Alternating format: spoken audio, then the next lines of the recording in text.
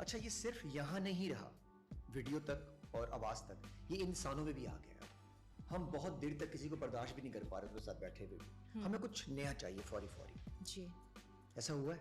Impatience आ गया है हमारी पर्सनालिटी में, और हमारी यंगर जनरेशन जो जेन जी से अब छोटी है, जेन अल्फा, उनमें तो आई थिंक उन बेचारों बच्चों का अटेंशन स्पैन 5 सेकंड्स भी नहीं है।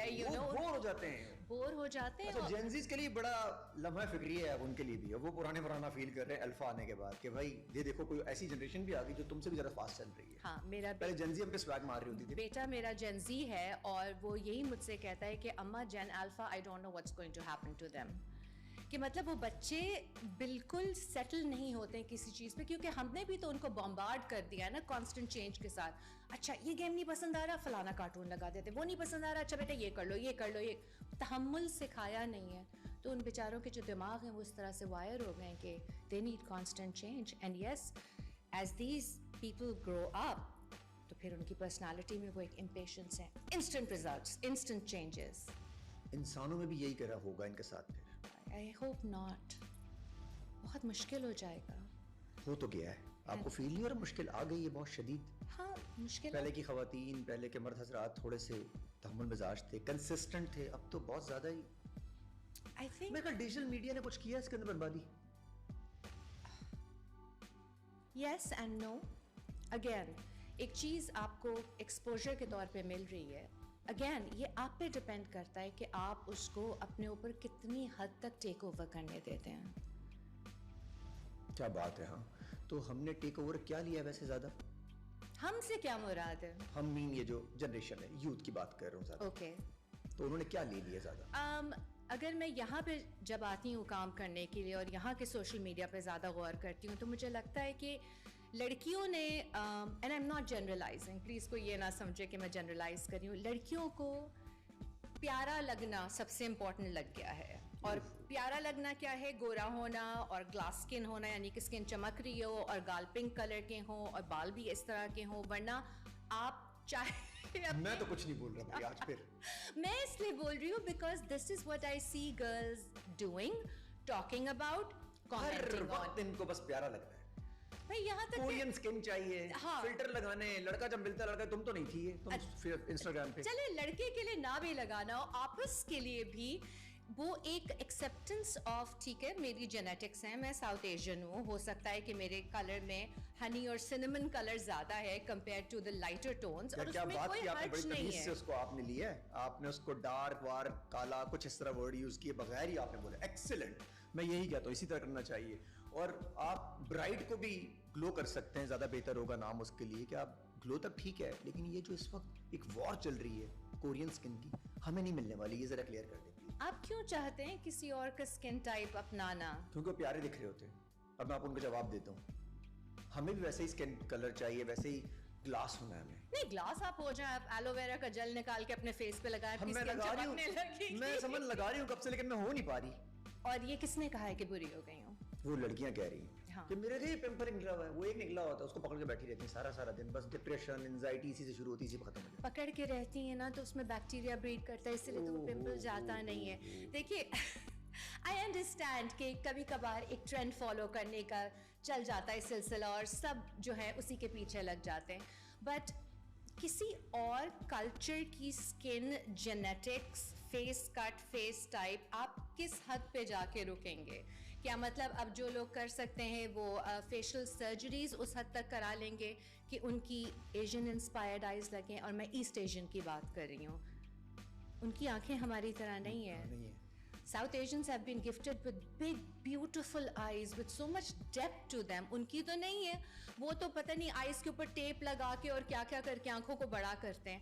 हमें अपने जो फीचर्स हमारे पास हैं उनको एक तो अप्रिशिएट करना चाहिए, be grateful for them and work on those. जो चीज़ नहीं है उसको पीछे की तरफ रहने दें। अब देखिए ना मेरा स्किन टोन, बताइए मैं कहाँ से किसी भी ईस्ट एशियन से मिलती हूँ, ना रंगत में ना फीचर्स में, लेकिन इसका क्या मतलब है कि मैं, अगर आप मेरी तरफ देखते हैं तो आपको बुरा लगता है? नहीं, मुझे हसीन लग रही है। शुक्रिया। मैं क्या सक्सेसफुल नहीं हो सकती इन लुक्स के साथ? है। हाँ, तो फिर इस मिथ को कैसे तोड़ें आहिस्ता से टूटेगी या ये खुद सीखेंगे? I think people who can really make an impact is people who are in the industry of television and social media. अगर हमारी young generation की actresses ड्रामों में आके रियलिटी बेस्ड लुक्स दिखाएं कि अगर मिडिल क्लास फैमिली दिखाई और लड़की झाड़ू कर रही है तो झाड़ू लगाते हुए उसके परफेक्ट कर्ल्स नहीं है और स्किन फ्लॉलेस नहीं है, या वो किचन में काम कर रही है तो बाल बंधे हुए होंगे और थोड़ा सा पसीना भी आएगा.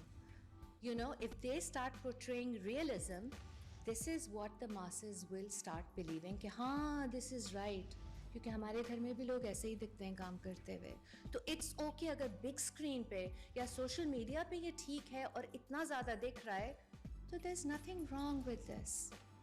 बट और ये चेंज वही लोग लेकर आएंगे जो इस वक्त चेंज नहीं चाहते. वो वही चाहते हैं जो हम देखना चाहते हैं. अच्छा. दिखा रहे हैं हमें, वो कैसे दिखा रहे हैं कि उसका हस्बैंड इतना प्यार से बेचारा सुबह उठता है, हाथ लगाता है, पैर सर पे हाथ रखता है कि जा रहा है, हालांकि रियल जिंदगी में शायद उसका 50% भी नहीं कर रहा होगा. मतलब एग्जांपल दी जाती हैं कि फलां का देखा कितना अच्छा चल रहा है, हालांकि उनको हो सकता है रियल जिंदगी बहुत हालात बहुत बुरे हों. हाँ नहीं बिल्कुल बहुत बुरे होते हैं लोगों के हालात, सबको चैलेंजेस ज़िंदगी में फेस करने होते हैं. पेरेंट्स का भी बहुत बड़ा रोल है इसमें, फैमिलीज़ का भी बहुत बड़ा रोल है कि आप अगर मुस्तकिल ये कहते रहें बच्चों को, लड़कियों को ख़ास तौर पे, तुम ऐसी देखोगी तुमसे कोई शादी नहीं करेगा, तुम ऐसी देखोगी तो तुम्हें लोग मोटा कहेंगे, तुम ऐसे कपड़े पहनोगी तो भाई कोई भी तुम्हें लिफ्ट नहीं कराएगा, या फ्रेंड्स कह रही कि यार तुम्हारी ड्रेसिंग ऐसी है, no boy is going to pay attention to you. Why is a boy paying attention to you, या you being popular in a girl group so important? क्योंकि वो आपकी एक इनसिक्योरिटी है जिसको फीड किया है आपके इर्द गिर्द के एनवायरनमेंट में, फैमिली, क्लोज फ्रेंड्स, रिलेटिव्स. और वो फीड होता गया और वो सेव इतना बुरे तरीके से हो गया है कि वन सेव नहीं हो सकता. और जब मैच्योर एज पे लोग पहुंचते हैं तो वो इतना उनके अंदर इंटीग्रेट हो चुका होता है कि it takes a while to get out of that. हो जाता है वैसे ही, हो जाता है. तब तक देर नहीं हुई होती. नहीं, इट्स नेवर टू लेट. ओहो. अच्छा जी, हमारे पास अभी रिसेंटली एक आध पॉडकास्ट भी हमारा हुआ, उसमें बड़ी चीज़ें वायरल शायरल हुई. उसमें ये कहा जाता है कि जैसे आप भी काम करती हैं, ख़वातीन भी, दो चीज़ों बड़ा वो चल रहा है, डिबेट चल रही है कि एक तो ये कि आप ज़्यादा बेहतर बता सकते हैं, एक्सपीरियंस भी आपका, और अगेन आपका जो एक्सपीरियंस हम लोगों तक भी शेयर करेंगे कि मर्द हजरात जो है ना, वो शादी, दूसरी शादी, अगर वो किसी रिलेशनशिप में जाए इससे बेहतर दूसरी शादी कर लें. इस पर आपका क्या पॉइंट ऑफ व्यू है? जो अब डिवोर्स और शादी कल्चर बहुत ज़्यादा आम होता जा रहा है, दूसरी शादी और डिवोर्स. ओके, तो करना क्या चाहिए? आपका क्या मशवरा है? मर्द को क्या करना चाहिए? ये तो मर्द का डिसीजन होना चाहिए कि वो क्या करना चाहता है. वो तो शादी करना चाह रहा है. ओके, ठीक है. तो अगर पहली शादी के वक्त ये कॉन्वर्सेशन हो चुकी है कि भाई यू नो मुझे शायद further on in life I might want to have another तो स्पाउस. पहली शादी होगी ही नहीं फिर तो. नहीं, ऐसी बात नहीं है. देखिए, कुछ ख़वातीन हैं जो चाहती हैं कि वो उस रिलीजियस पर्सपेक्टिव को ओपन रखें. उनके निकाह नामे पे अगर उन्होंने नहीं साइन किया है कि I do not want my husband to get married again, ठीक है, उसके अलावा इट्स बिटवीन देम. मैं जनरलाइज करके नहीं कह सकती हूँ किसी के बारे में, मगर मैं एज अ वुमेन्स पर्सपेक्टिव आपको बताना चाहूँगी. I was married, after 16 years I got divorced. ठीक है, I was a single mother for a very long time. Divorce के बाद जो मेरे एक्स हस्बैंड थे उन्होंने फ़ौरन दोबारा शादी कर ली. अब फ़ौरन दोबारा शादी की, क्या पहले उनका ताल्लुक़ था नहीं था, it's none of my business. I was on my own for a couple of years. मैं लाइफ दोबारा इस्टेब्लिश कर रही थी, फिर मेरी भी दोबारा शादी हो गई.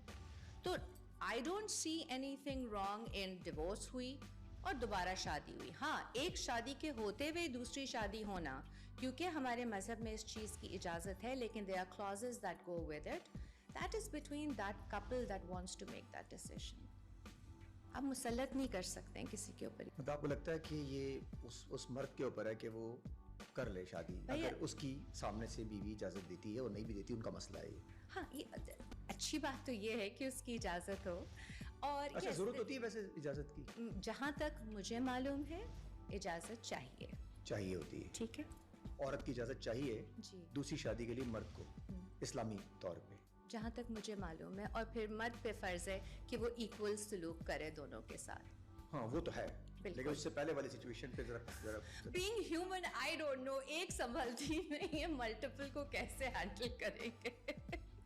अच्छा जी, आपने बड़ा सिंगल मदर होना कोई आसान काम नहीं था. जिस तरीके से आपने सर्वाइव किया है बड़ा इंस्पिरेशनल है। ये कैसा रहा